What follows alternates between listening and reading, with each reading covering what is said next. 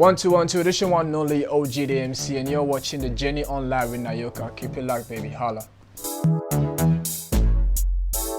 Okay. She will be the one be cooking in there. It wasn't just for only me though, like the whole team. She was like our mother, literally like cooking for everybody.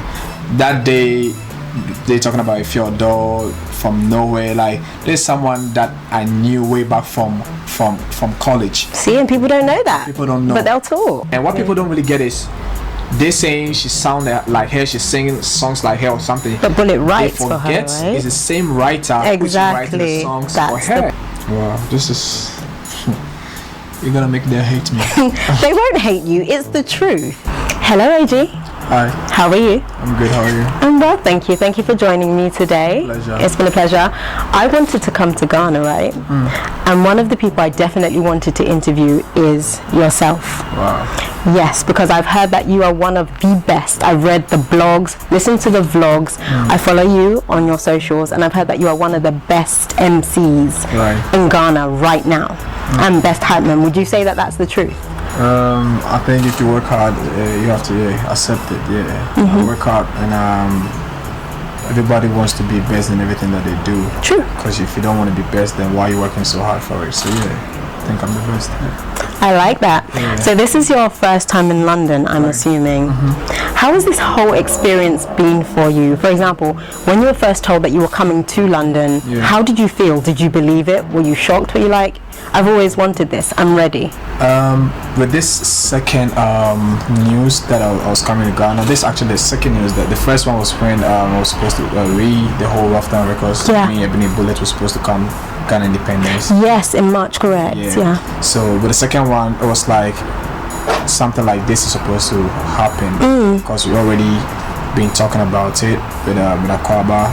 So but actually when I was called to go for my ticket and my visa, I was super excited. Of course. I called my man here, Billy, my brother from day one. I told him how we have this, so it's about it, and I just couldn't wait to just be here. I believe you've been in the entertainment industry since 2015, or was it professionally? Professionally. Before then? Yeah. What were you doing? Professionally, it wasn't 2015 though. So it starts from like Takrade. Okay. Takrade, when I was at YFM Takrade, and I got transferred to Accra YFM. Right. I got transferred to Accra YFM like 2014. Yeah. Right. Okay. So like professionally, we can say 2015. That's where everything the whole kick started. Okay. Let's talk about you. Let's get more personal, because obviously everyone's familiar with your affiliation to Ebony. Right. And many people believe, or are led to believe, that's where you kind of stepped into the limelight. You're famous because of her, and I don't believe that's true. Right. I've been watching you for some time. Right. So you were born Bright Dankwa. Right. Correct. Correct. You're an Ashanti boy. Right. Right. What was growing up for you like? Because I know you've probably had a passion for MCing for years, right? Yeah. When did that begin? So technically, it's like acting that I started with. I had no idea that I was going to be an MC or anything. My whole family is like surrounded with actors. Really? Yeah. Can you name drop? Is there anyone I would know? I don't know if you're going to know some of them. One of my aunties, Nana Mama Brown. Of course. And growing up, we were always like together when I was a kid. She and my sister, who is here too. Yeah, like I used to see all these actors. Yeah. I grew up seeing all these stars. You get it, from Shami Kwame or Brafo, Kofi Ajolo. Like I used to see them a lot when I was. So I thought I was gonna be an actor. Funny thing is, sometimes what we do in school is not what we do after. Absolutely. You get it, and all that. So right from high school to uni, I was doing all that MCing thing, hosting campus shows and everything from here, and I got to the radio through that. So that's basically how the story is very long. So wonderful, but you broke it down for us, and that's good. So Chakra is where I met Joel Lins, who is a radio presenter in YFM right now. He welcomed me, we started being on air. And first time I spoke on radio was like I had like 5 minutes to just be on radio. Did that scare you? Were you afraid? Very. They just opened the whole tuning thing, and I could hear myself, and I felt like the whole world is listening to it. So they probably were. I was shaking. I was just shaking, but yeah, it felt good. Right after the whole 5 minutes talk on the radio, yeah, it felt good. So. And you knew that's where you wanted to be, yeah, like in that kind of industry, you know, in that surrounded by those people. You see how you do something, then you feel so happy inside, like you feel fulfilled, like this like, is it. Yeah, I've done this. Right. At least I've been on radio. I've said something on air. Like, yeah, so. It sounded so good, and I realized that this is what I really want to do. But they won't let me because they felt like I still need to learn, which I knew of course, that's understandable. Yeah, so yeah. From there, getting to do entertainment news. Then later on, I was giving my own show on radio, and everything was just slowly, you know. All the opportunities start coming, right? Yeah. Absolutely. And I just got to Accra. Coming from an African home, I know that sometimes our parents and our elders don't see the creative industry as being professional enough, like, you know, they want their children to become doctors or lawyers or scientists or astronauts or whatever it is. How did your family react to you wanting to going to MCing or presenting or even pursuing graphic designing as a course? So I remember first time that I was on TV. They told my uncle who is here in Feltham, and he called and he was like, oh, you need to be actor. Yeah, I think I am born graphic design. You get it. So it's like they don't really have a problem, but my family is that type of family that they want you to just go get it. Whatever you feel like you're cool with, that's gonna make you happy, just do it. The perception is that you didn't have your own name, your own brand. You kind of weren't your own person, if you will, before Ebony came around. And I know that's not true. As you've just told us, you've been around for years. So I want to talk to you more about that. I know that you were both very close, and I know that at her funeral I heard Sarkodie referring to her as being your sister. Obviously he said it in Chi, I translated it in my mind, and I heard sister. What was your relationship like with her? Because she seemed amazing, like an amazing person. Ebony was like everything, like a sister, a little sister to me, who actually sometimes like a mom to me, because she'll be very mad at you when you're not eating, you're working toward you're not eating, you know. I cook, but I'm not really that good cook. So she'll be the one be cooking in there. It wasn't just for only me though, like the whole team. She was like our mother, literally, like cooking for everybody, and she knows what I like, she knows my favorite, so she'll be cooking all the time. And the reason I think we were very close is, you know how sometimes you've been there with someone, like you've known someone for a minute, and it's like that's the kind of person you always wanna, like the person knows more secret about you, so this that's like your confident, you can trust them. So that's how come most of the time we were always together on Snap, everywhere, interview, TV, whatever, like that's how come people used to see us a lot. Where did your relationship with her begin? Were you introduced to her at YFM or before that? The relationship started when I saw her at the club when I was working. I had a show, like that's way back 2015 too. And I met her in the club with her friends, and I actually saw her. I thought she's someone that I actually know before. You know, you know how you meet someone for the first time, but you actually feel like, do I know this person? Or you get it. So that's how it started. And she told me how she's a singer, and she's got songs. And me being on radio that time, and me being someone who likes talent, I was just, you know, in a rush to hear what she got and what I can, you know, do about her, because I like talent. You get it? I'm someone that I love music, I love talent, and I hate talent going waste sometimes. Of course. So it's like it's painful to see. When she told me about the songs, and we took each other's number, she sent me songs. She sent like 3 songs that wasn't really even mastered, but it sounded so perfect in my ears. So I was like, nah, we can do something about this. Joel comes in again here. I went to Joel one time, he was on air. I even told Joel, like, yo, I have this girl that I really want to put her out there, but can you help me? but he's also someone who is also very busy. He had too much on his plate at that time too, so he was like, yeah, she's very talented, but let's do this, we will see, let's just see. My whole intention was, if I don't have anybody, or if you don't see anybody, I'm just gonna risk it and just manage her, take a chance. I could see something here that nobody saw it. So fast forward, Bullet, me and Bullet had a relationship after me being on stage. Same 2015 for Ghana Meet Niger. That was my first appearance on Ghana Meet Niger stage. I was rough and smooth hype man for them. So after that, we had a good relationship. He had to ask about if I have anybody, because he's about to open a new record label, like Rough Town. I said, yeah, I have this girl there. Yeah, so boom. Would you say that you discovered her? I wouldn't know the name or the word to use, but I don't know. You think discovery is the right word? Yeah, well, since you're the one that introduced her to Bullet, introduced. I would just say I introduced her. She was a friend that I introduced to someone. So I don't know the word to use, but yeah. You were the first one that helped her. Basically, find the platform. Basically, she was even around with a lot of artists already. Okay.